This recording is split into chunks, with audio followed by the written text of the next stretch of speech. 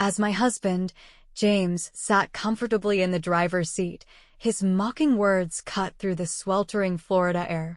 "Enjoy your walk," he called out, his family's laughter echoing in agreement.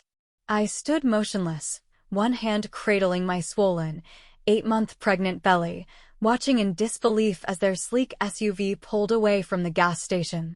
The shimmering heat waves danced on the pavement as I stared after them, the taillights disappearing down the highway, carrying them toward their beach resort vacation, without me. My name is Kayla Thompson, and up until that moment, I believed I understood betrayal. But witnessing my husband of 3 years abandon his heavily pregnant wife in the middle of nowhere took cruelty to an unimaginable level. Seated in the back, his mother, Diana, and sister, Ashley, had smirked as they left me standing alone. What had begun as a simple restroom break on our road trip to Daytona Beach had turned into something I never saw coming. Since walking had become increasingly difficult in my 3rd trimester, I had asked James to wait for me. When I stepped back outside, they were all staring at me through the car windows, laughing. Before I could take another step, the engine revved, and they were gone, leaving me stranded under the relentless sun. The gas station's owner, Tom, an elderly man with a warm yet concerned expression, had witnessed everything. Without hesitation, he ushered me inside the store's air-conditioned interior and handed me a cold drink. "I've got security cameras covering the whole property," he said, his voice laced with anger. What they did, there's no excuse for that. Seated in his small office, I struggled to grasp the reality of my situation. My phone, purse, and everything else were inside that SUV. I had nothing but the sundress I was wearing. Seeing my distress, Tom's wife, Barbara, handed me some crackers and a bottle of water. Her face was flushed with outrage as she declared, "I'm calling the local news. People need to see this. What kind of man does this to his wife, let alone one who is expecting a child?" Ordinarily, I might have felt embarrassed or attempted to dissuade her. Instead, a strange sense of calm settled over me. Let them call the news. Let the world see the man James Wilson truly was. As I rested my hands on my belly, feeling my baby girl kick inside me, I realized this was no longer just about me. This was about shielding my daughter from a family that found amusement in cruelty. Looking back, I should have seen the warning signs. When I met James at a charity gala 3 years ago, he had seemed different, kind, sincere, unlike his pretentious family. He worked as a corporate executive for Florida Values Insurance, a company built on traditional family values, while I was a kindergarten teacher who adored working with children. Our love had blossomed quickly, and despite his family's passive disapproval, we were married within a year. Diana, my mother-in-law, controlled the Wilson Family Foundation, a prestigious nonprofit that hosted high-profile charity events across Jacksonville. She never hesitated to remind me that I didn't quite belong in their social circle. "It's admirable that you work with children," she'd say, her tone dripping with false sweetness. Although I always imagined James would marry someone more accomplished. Ashley, his sister, had been even crueler. She orchestrated moments designed to humiliate me, like the time she invited me to what she claimed was a casual lunch, only for it to be a formal charity board meeting. I had sat there mortified, my simple sundress standing out amongst the sea of designer suits. "Oh dear," she had said, feigning innocence. Did I forget to mention the dress code? James had defended me back then, at least in the beginning. But when I became pregnant, everything changed. It was as if a switch had flipped. He started agreeing with his mother's criticisms, laughing at his sister's insults, and treating me as if I were an embarrassment. Tom's voice pulled me back to the present. "The news crew will be here in about an hour," he informed me, checking his phone. "I've got the security footage ready. It shows everything, clear as day." Barbara handed me another bottle of water. "You're shaking, sweetheart. When was the last time you ate?" It hit me then, I hadn't had lunch. I had been caught up in the excitement of what was supposed to be our final vacation before the baby arrived. James had insisted on bringing his family along, claiming it would be good for bonding. I should have known something was off when he made me sit in the back so his mother could have the front seat. He said it was because she gets carsick, I murmured, the realization settling in. but they were whispering and laughing the whole time. Barbara's expression darkened. Well, they won't be laughing when the whole city sees what they did. My nephew works at Channel 7 News. Trust me, this story isn't going to stay quiet. While waiting for the news crew to arrive, I used Tom's landline to call my best friend, Nicole. She had never liked James or his family, especially after the disaster that was my baby shower last month. Kayla. Nicole's voice was sharp with concern the moment she picked up. Thank God you're okay. Tom urgently turned his computer screen toward me, his fingers swiftly navigating to Facebook. The moment the page loaded, my stomach twisted. Right there on James' profile was a string of freshly posted photos, uploaded no more than 20 minutes ago. My hands trembled as I read the caption, "Finally free for a relaxing family vacation." Some people just can't handle the Wilson lifestyle. The images displayed James, Diana, and Ashley comfortably lounging by a lavish resort pool, cocktails in hand, as if nothing had happened.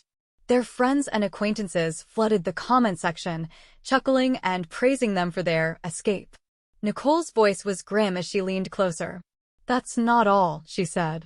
Diana's foundation just announced a fundraiser next week, promoting family values and responsibility. The hypocrisy is unreal. Meanwhile, on Tom's other monitor, security footage played in a loop.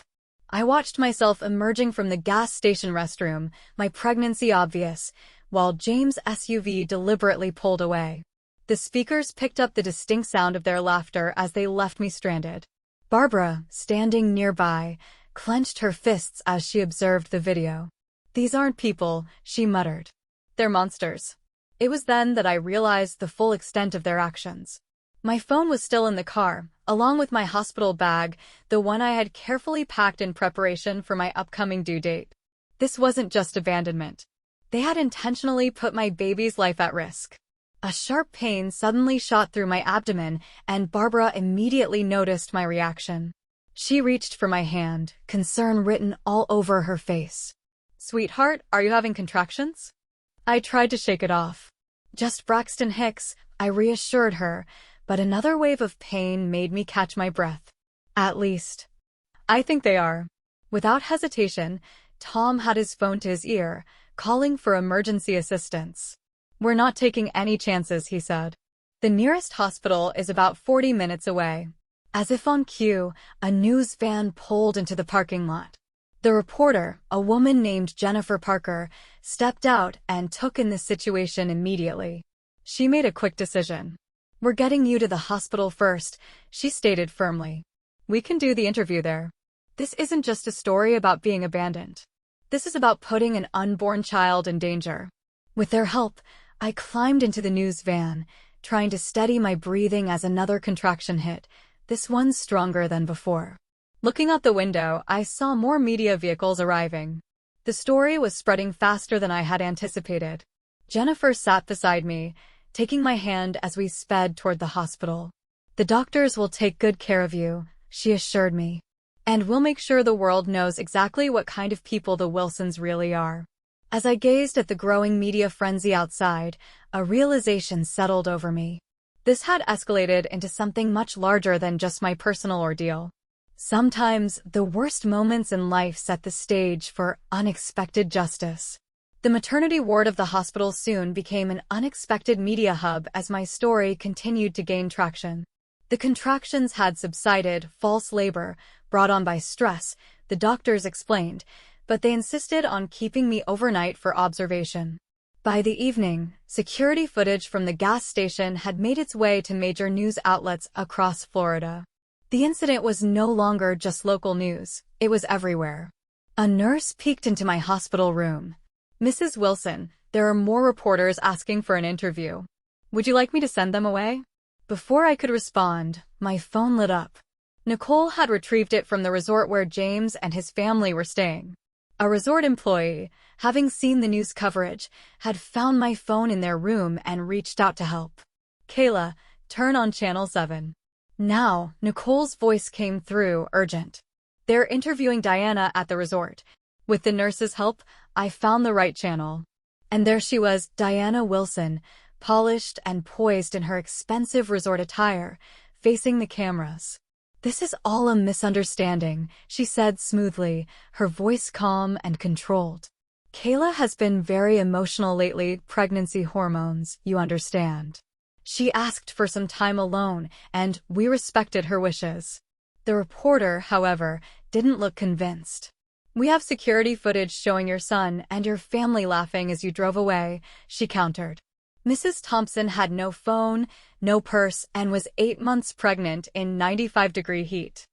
How do you explain that?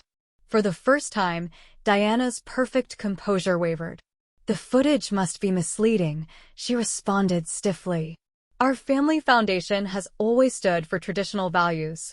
But the segment cut away from her before she could say more. The news station had already aired the security video, clear as day, capturing James' SUV pulling away as they left. And then, his voice rang out in perfect clarity, "Take a nice walk." My phone buzzed with incoming notifications.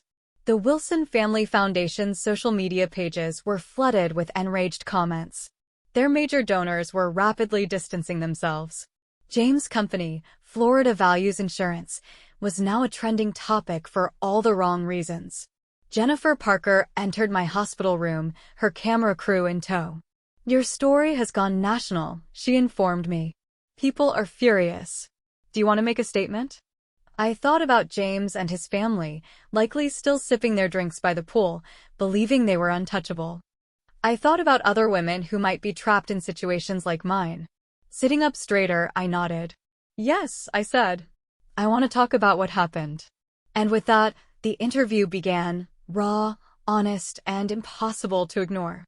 As I recounted everything, I detailed how James's demeanor had shifted throughout my pregnancy and how his family had orchestrated this trip with the sole intention of humiliating me.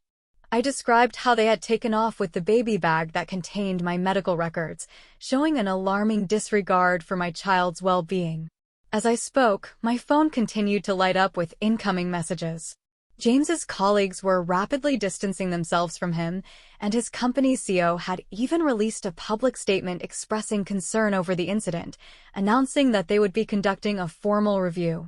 Jennifer, her voice gentle, said, "Mrs. Thompson, your story has touched a nerve. Women across the country are coming forward with similar experiences of emotional abuse and abandonment. You've started something bigger than you realize." Resting my hand on my belly, I felt my daughter's tiny kicks. Turning to the camera, I spoke with conviction. "This isn't about revenge. I'm doing this because no one should ever go through what I endured today. My daughter needs to know that her mother stood up to those who tried to break her, even when those people were family." By morning, the situation had spiraled beyond anything I could have predicted. Tom, the gas station owner, appeared on a national morning show, revealing footage from his security cameras. The video captured not only my abandonment, but also a deeply unsettling conversation that had taken place before I had even stepped out of the restroom. "They planned it," Tom revealed to millions of viewers. The audio recording captured James's mother's chilling words, "This will teach her not to embarrass our family." Laughter followed as they discussed leaving a pregnant woman stranded in an unfamiliar place. Tom shook his head. "Who does something like that?" Just then, Nicole burst into my hospital room, her face flushed with urgency. "Kayla, you need to see this," she said, holding up her tablet. On the screen were internal emails from the Wilson Family Foundation, leaked messages that exposed a deliberate effort to isolate me from James. In one, Diana had explicitly written that a pregnant kindergarten teacher wasn't Wilson material. But the real shock came from Ashley's text messages to James. "Once the baby's born, we'll have grounds to declare her an unfit mother. With your position at Florida Values Insurance and your mom's connections, we'll make sure we get custody." The words felt like a physical blow. This wasn't just about shaming me, it had been a calculated plan to take my child away. Before I could process the weight of that revelation, a man in a suit appeared at my door. Introducing himself as Michael Roberts, the Chief Ethics Officer at Florida Values Insurance, he asked if we could speak privately. Nicole stepped out, and he wasted no time. "We've officially terminated James's employment, effective immediately," he said firmly. Our company cannot be affiliated with someone who would endanger a pregnant woman or conspire to separate a mother from her child. He handed me a folder. These are screenshots from James's company email. He used corporate resources to research custody lawyers specializing in maternal fitness cases. We're providing all of this to your legal team. My hands trembled as I flipped through the documents. James had been methodically documenting my every minor mistake, carefully laying the groundwork to paint me as unstable. Michael's expression darkened. "One more thing," he said. "Our HR department conducted an internal investigation. James has a history of workplace harassment. Several women have now come forward, admitting they were too afraid to report him before. This is much bigger than just your situation. You've exposed a serious problem." As he left, Jennifer Parker entered with more breaking news. The fallout was swift and brutal. Diana's most influential charity partners were severing ties with the Wilson Family Foundation. The exclusive country club, where they hosted their lavish events, had revoked their membership. Their once flawless social standing was unraveling. The resort just asked them to leave, Jennifer reported. Guests have been complaining about sharing space with those awful people from the news. Security is escorting them off the premises right now. Then, my phone vibrated with a message from an unknown number. It was from James's assistant at Florida Values Insurance. I saved the dashcam footage from his company car. He and his mother had been planning this for weeks. I couldn't stay silent anymore. I gazed out my hospital window at the growing crowd of reporters, reflecting on how swiftly the truth had surfaced. The Wilsons had meticulously plotted my downfall, but in the end, it was their own actions that had led to their ruin. The following day, an unexpected visitor arrived, James's former executive assistant, Amanda. Clutching a thick folder, she looked both anxious and resolute. "I can't keep this to myself any longer," she admitted, lowering herself into the chair beside my hospital bed. "The custody plan? It wasn't just about taking the baby. There's money involved, a lot of it." She spread the documents across my bed, revealing insurance policies, trust fund records, and financial statements. A sickening realization set in: James and his family had secretly taken out multiple policies related to my pregnancy, including a substantial life insurance policy I hadn't even known existed. They had orchestrated a plan to portray her as unstable, Amanda revealed, her voice trembling with anger. Their abandonment wasn't just an act of cruelty, it was a calculated move to push her into a stress-induced reaction, something they could document and use against her. If she had gone into labor at that gas station, the very thought of it made her stomach churn. Nicole, who had been quietly absorbing the conversation, finally spoke. "This needs to go to the FBI. This isn't just another viral news scandal, it's an attempted insurance fraud case." As they pored over the documents, Jennifer Parker arrived, her expression serious.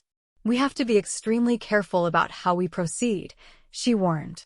"The Wilsons still have influential connections, and they're already trying to spin this as a publicity stunt." As if on cue, Kayla's phone buzzed with a notification. Diana had posted a video statement on the Foundation's website. Tears streamed down her perfectly made-up face as she spoke.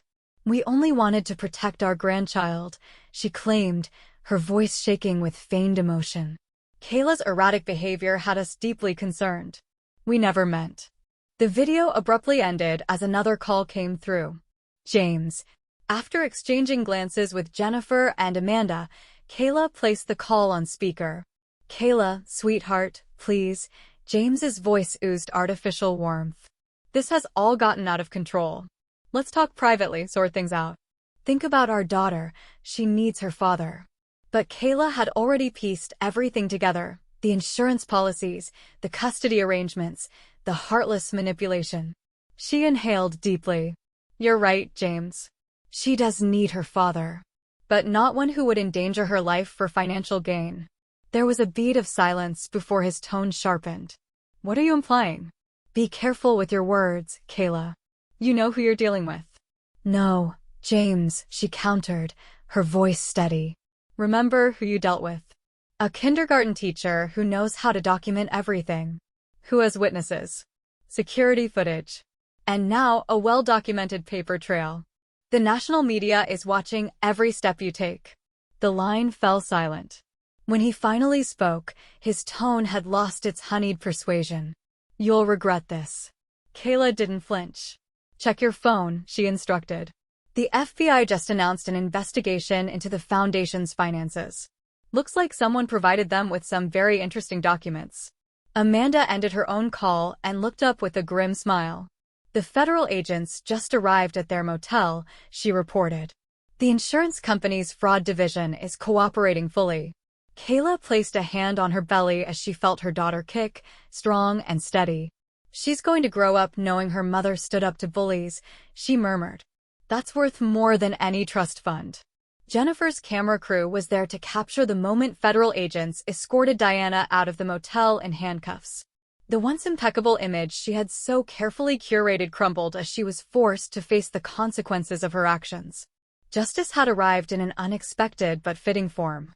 A week later, Kayla sat in her hospital room, cradling her newborn daughter, Lily. She had arrived 2 weeks earlier than expected, but was perfectly healthy and beautiful. The television mounted on the wall played a breaking news report detailing the Wilson family's downfall. Federal investigators have uncovered a pattern of insurance fraud within the Wilson Family Foundation, the anchor announced.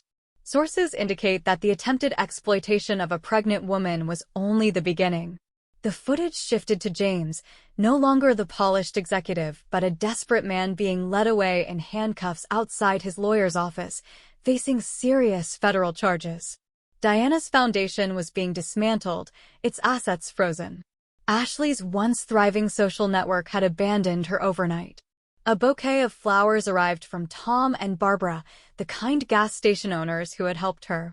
A small note was tucked inside. "Your daughter has a strong mother. That's worth more than any prestigious family name."